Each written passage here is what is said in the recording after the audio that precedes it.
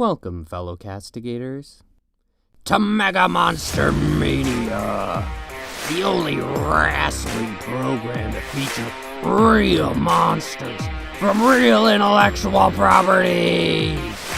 It's time to drop those pants and give it up for Frankenstein and his monster.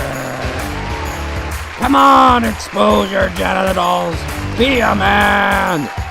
But who's really the monster? Dr. Frankenstein or his creation? You'll have to contemplate philosophical questions until the match begins. Taking on the Romanian haunts is none other than the most vile mutation this arena has ever seen. Unzip those drawers for Nancy Pelosi. I can't hear you. I want to see those flaccid penises flapping all the way to Utah. Get ready to witness the most putrid creatures known to man. Duke it out after these messages. Do you need to terrorize the night with the forces of all hell's evils, but find that you just can't get it up like you used to? Even on a full moon, your transformations don't last.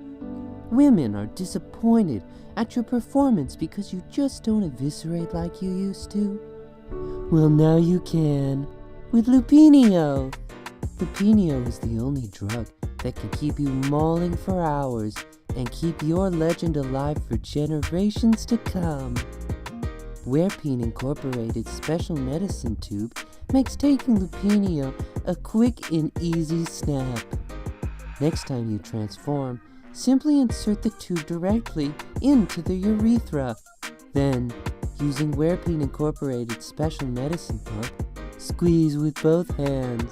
But remember, stay relaxed. Next time you streak through the streets of your local city, consuming men, women, and children alike, use Lupinio. May cause hyperventilation, swelling, or death. Lupinio is not a sexual enhancement drug. Yes, we tried to get the name changed, but Wolfcock was copyrighted. Can you believe that? No one is even listening. I can say whatever I like. I like to dress like a woman and go shopping. Disney Plus's new Halloween special, Werewolf by Night, follows a werewolf named Jack Russell, who... Wait. Jack Russell? Seriously? And he's a werewolf. No one wants to change that? Alright. Who attends the funeral of a dead monster hunter and gets caught up in a tournament, which sounds like something that happens every time a member of the KKK dies. The monster hunters must compete to defeat a magical swamp guy, and in return will receive the elusive Bloodstone. The stone wields the awesome power to do some magical stuff or something. It's a valuable shiny object, don't question it.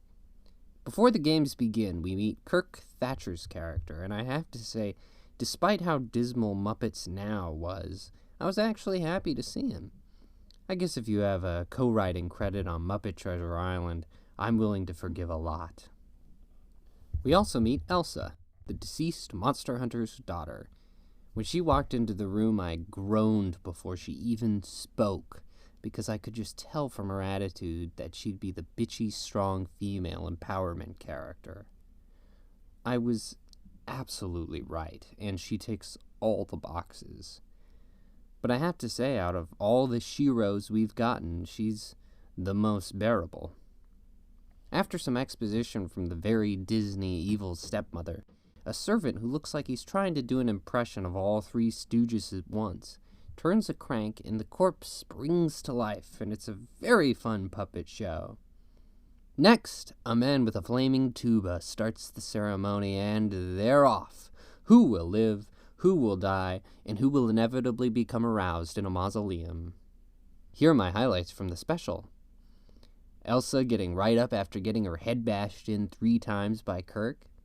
Jack and Elsa getting caged in the living room like they couldn't afford another set. Jack sniffing Elsa is probably every Marvel fanboy's sick fantasy. Frau Blucher! How they saved money on the werewolf transformation. I actually like the classic werewolf design. And I think Over the Rainbow for the color scene is a little on the nose. Anywho, I get the classic monster movie aesthetic, but I can't help but think it's only in black and white so Disney would allow gore. I mean, if that's true, it's a pretty smart compromise, but it often feels like the detail on the sets and costumes would be more discernible were it in color. Overall, I liked Werewolf by Night. It's not super amazing, but it's entertaining enough as a special. That's probably what I appreciate most about it, that it wasn't overblown into a film or a streaming series. Although I must say, Bernal is very likable as Jack, and I wouldn't be surprised if we see him in future projects. As for Giacchino's direction, it's nothing particularly unique, but it's pretty obvious that he made it so that he'd have an excuse to do that style of soundtrack. It's not badly directed, though, so I'll be interested to see him find his style in the future, should he choose to direct more. Anyway, I hope you enjoyed this video, and don't forget to ask your doctor if Lupinio is right for you.